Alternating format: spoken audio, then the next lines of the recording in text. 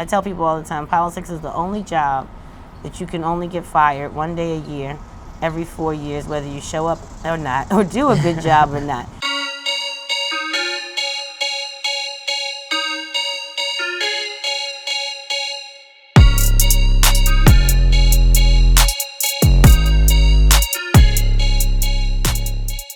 What's going on, guys? Welcome to another episode of Inside the Lines. My guest this week is Catalina Byrd. She is a media personality and a political strategist. Welcome, Catalina. Hi. Thanks for being on the show. I'm excited. Thank you. Yeah, and I think we've got some exciting news that's come down the pipeline for you. Yes. Running for mayor, correct? Absolutely. That is awesome. So, as you can probably tell, there is no coloring books in front of us. Right. We have a surprise for you, which Okay. I'm going to jump up to get.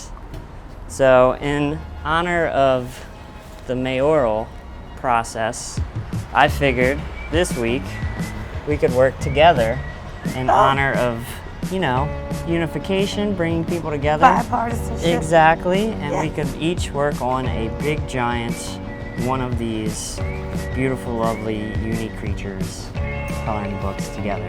Okay. So we can go ahead and scan through, and if you see one, I'll let you pick. If you see one that pops out to you, just holler, and we'll make it happen. This one. This one?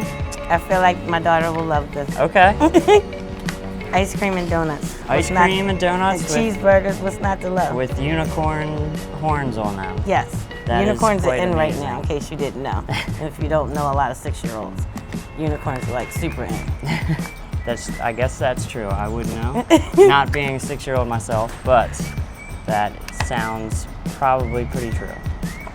So tell us a little bit about your background in politics, I guess.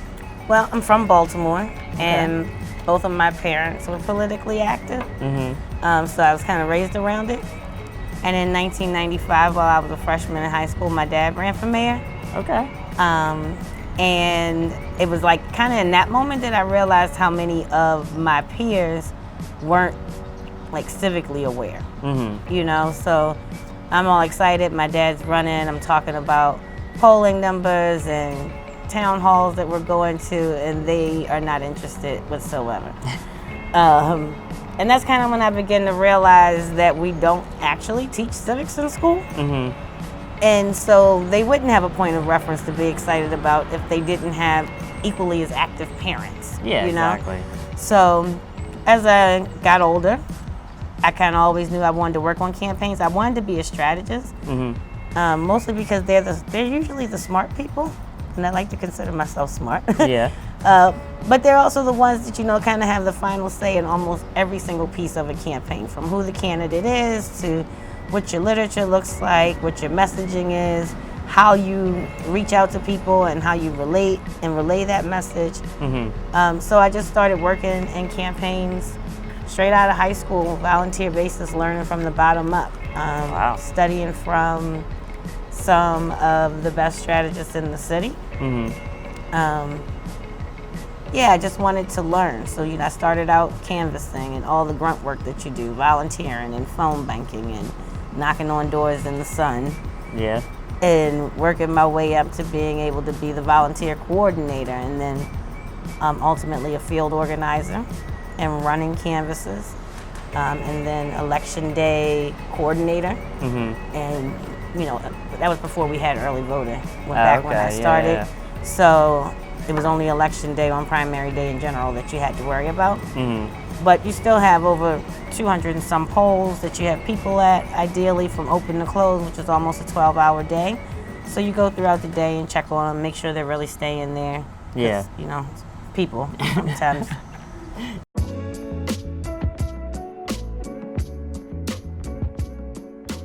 What do you feel that Baltimore as a city does need right now? Vision. Oh, yeah. Leadership with a vision. Mm-hmm. It needs, I don't think we need any more hope or any more things to believe in. I think that we need to stay resilient in our faith that Baltimore has and always will be a great American city. Mm-hmm. And just coming together and letting the people who have been doing the work thanklessly get elevated and supported. And I mean that financially and technical assistance and all of the resources that newer organizations that come from people with money and some other things get. We need to do that here. I think we have the talent and the capacity to save ourselves. We don't have to keep looking all over the country and all over the world for the leadership of our city agencies. We have people here who are qualified to run housing and our health department and our fire departments and our police departments. And so just a reshifting of what it looks like to be good for Baltimore in the terms of who we elect, who leads, who gets appointed, who's on these commissions, all of those things, so that we can have a unified effort about what Baltimore is supposed to look like. I think that we've yet to see our best days, but we can see them and can begin to create the infrastructure for them in this moment in history that we're in now. Yeah, do you think that a big part of the issue is that there's like not some connecting piece that's bringing everything together? Like, because I mean, Baltimore, as a city, there's like so many great nonprofits and so many great like charities and things like that, but it's still like somehow the dots, maybe, and at least in my mind, aren't being connected in a way. Do you think that that's an issue, or am I kind of like missing some pieces there? I mean, not to take anything away from the philanthropic community, but you would only fix a small percentage of a problem if it was your business model too, because if you absolutely obliterated poverty or illiteracy, then what would your organization be funded to do? That's true.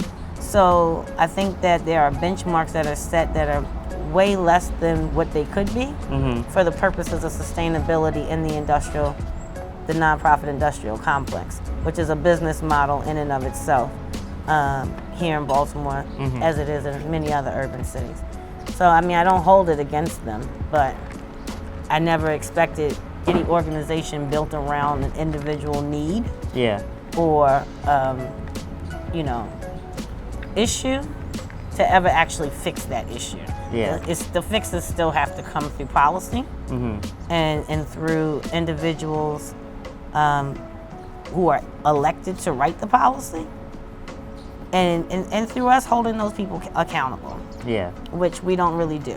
I tell people all the time, politics is the only job that you can only get fired one day a year, every 4 years, whether you show up or not, or do a good job or not. But for some reason, we've allowed the idea of politics to become so intimidating that people don't feel like they're smart enough to be engaged in it, or they don't feel like, they've done enough in life to be engaged in it. When you look at who the founding fathers were, this wasn't a group of incredibly, these weren't scholars and professors. These were average working people. Well, I was gonna say, it's just like, if you really break it down, it's like it's just a bunch of crazy people who Right. thought they could pull off something crazy. Right. Count me among them. I'm clearly a crazy person here. I am running for mayor a second time in this still very democratic city as a Republican. So, but I was raised in the party, and I still believe that there are conservative values that people would associate with, and I refuse to allow a Democrat who stole the party right up until he was elected the presidential nominee to define conservative values, because I know that that's not what they are, and that's not how I was raised or what I was raised with. Like, I'm already, like today, by the time you guys air this, I will have announced and we'll be doing some other media, and I'm already just kind of like exhausted with the question of Trump. Even though I haven't even gotten it yet. Like, I know it's coming because I'm running as a Republican. So already it's just like we've done mock conversations and interviews, practicing in the house, and getting ready, and making sure that I keep a straight face, because I have a terrible habit of letting my face say what I might have found a mute button to keep my mouth from saying. But I don't want to spend the next 18 months talking about the President of the United States. Win, lose, or draw, whatever happens November 3rd in 2020, should I be the mayor of Baltimore, I've got to lead Baltimore in a new direction, regardless of if Trump wins again or not. And that's really my primary focus. That's all I really care about.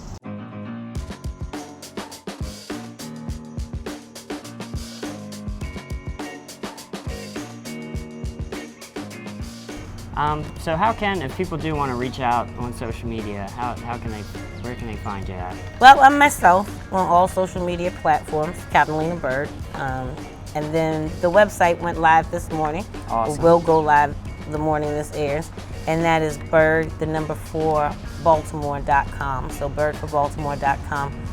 I think that's the other lesson I learned in trying to get away from identity politics. I'm not going to have a separate campaign page for my personal page like I did in 2011. Anybody that's not going to vote for me because I may or may not use an expletive a time or two wasn't going to vote for me anyway. Yeah. But anybody that's open to hearing, some fresh ideas and new ideas for Baltimore that come from a different perspective, then they're welcome to go to the site and reach out. I answer questions on Twitter in real time if I'm available, as well as Facebook. I'm pretty accessible because that's the type of person I've been in community. That's the type of mayor I'd be. So I'm starting it just the way I would finish it with this. Just at me, DM me. I don't think many people volunteer to have people jump in their DMs, but for these next 18 months, I'm willing to take it lightly. And that's Byrd, it's BYRD. BYRD and the number 4 Baltimore.com. Awesome. And yeah, so I guess last topic I'll bring up, and it's kind of a big one, so I don't expect like any kind of crazy, amazing answer to it because it's a very complicated issue, but crime in Baltimore, like what do you think are some ways that we might be able to start getting tighter control over that? Well, one of the things that's a part of my platform is that we need a health commissioner that's going to declare gun violence a public health crisis, the way that we did an opioid crisis, because the root causes of violence of this magnitude are multifaceted. Yeah. And most of it stems from trauma. There's very few people in Baltimore who have not experienced some type of trauma.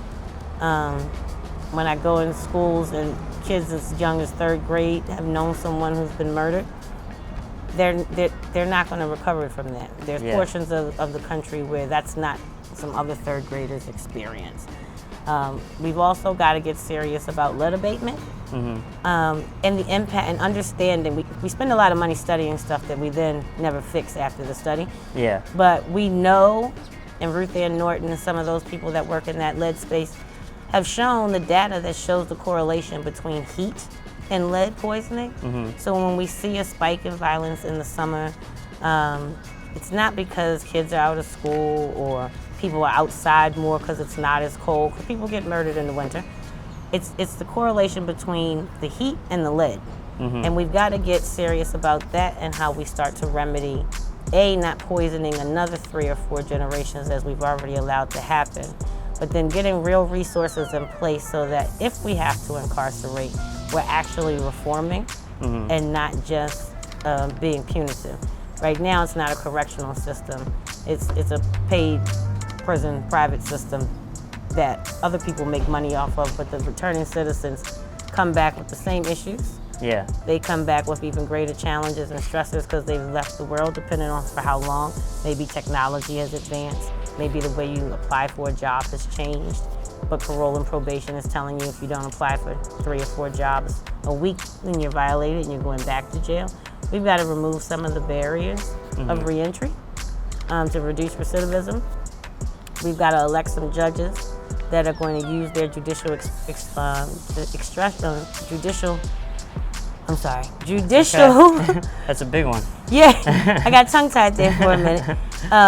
They have judicial discretion. There we go.